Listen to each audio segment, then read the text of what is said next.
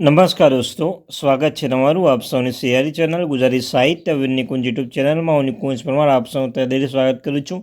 તો મિત્રો, સરકારી કર્મચારીઓ માટે આનંદના સમાચાર કહી શકાય। સરકારી કર્મચારીઓના મોંઘવારી ભથ્થામાં 15.57 વધારો જાહેર કરવામાં આવ્યો છે। તેના વિશે વિસ્તૃતમાં ચર્ચા કરીશું।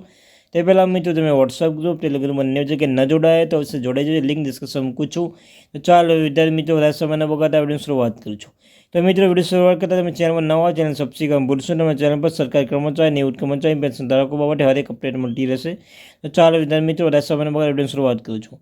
ઇન્ડિયન બેંક્સ એસોસિએશન આરબીઆઈ વર્તી બેંક કર્મચારીઓ અને અધિકારી મે, જૂન, જુલાઈ સહિત માટે 15.57% દરની ડીએ મળશે। આરબીઆઈ આ અંગે એક પૂર્વે જારી કરી માહિતી શેર કરી છે। મતલબ કે આ મહિને પગાર બમ્પર વધારો થશે। ડીએમાં વધારો જાહેર કરવામાં આવશે। ડીએ બેંક્સ એસોસિએશન આરબીઆઈ તેના સર્ક્યુલરમાં જણાવ્યું છે કે બેંક કર્મચારીઓમાં ડીએ વધારાની જાહેરાત કરવામાં આવી છે।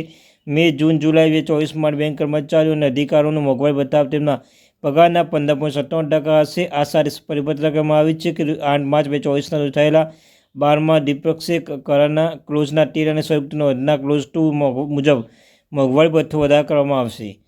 આ છે મોંઘવારી ભથ્થાની સંપૂર્ણ ગણતરી। તો મિત્રો, આરબીઆઈ મુજબ સીપીએફ 16માં 123.3 પોઈન્ટ દરેક બીજા દશાંશ સ્ટાફના ફેરફાર માટે પગારમાં ડીએમાં 0.1 ફેરફાર થયો, જેના આધારે મે, જૂન, જુલાઈ 2024 માટે બેંક કર્મચારીઓ અધિકારીઓ ડીએમાં વધારો કરવાનો નિર્ણય લેવામાં આવ્યો છે।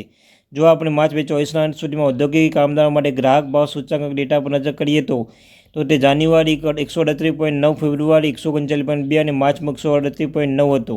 તેનો અર્થ એ છે કે સરેરાશમાં સીપીઆઈ 139 છે અને જો નિયમ મુજબ ગણતરી કરવામાં આવે તો સીપીઆઈ 2016ના 123.03 કરતાં 15.57 વધુ છે।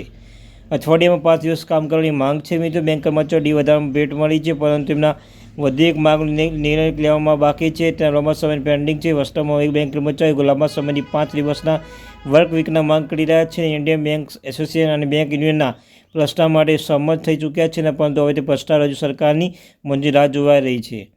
આરબીઆઈ એક યુનિયન વચ્ચે કરાર પર હસ્તાક્ષર થયા। આ વર્ષ માટે માર્ચ મહિનાના કરવામાં આવેલી સંયુક્ત જાહેરાત કહેવામાં આવ્યું છે કે આરબીઆઈ એક બેંક યુનિયન વચ્ચે આ કરાર પીએસયુ બેંકના કર્મચારીઓ માટે અઠવાડિયે 5 દિવસ માટે કામ કરવાનું સરળ બનાવવામાં મહત્વપૂર્ણ ભૂમિકા ભજવશે। સંયુક્ત નોંધવાના મહિનાના તમામ શનિવારે બેંક રજા તરીકે માન્યતા આપવાની રહેશે અને એમને જણાવી દઈએ કે ભારતીય રિઝર્વ બેંક આરબીઆઈ બેંકો માટે ન્યૂનતમ કામના કલાકો અને ગ્રાહક સેવા સમય મર્યાદા નક્કી કરે છે, એનું પાલન કરવું ફરજિયાત છે। તો મિત્રો, આ latest update. Thank you very much.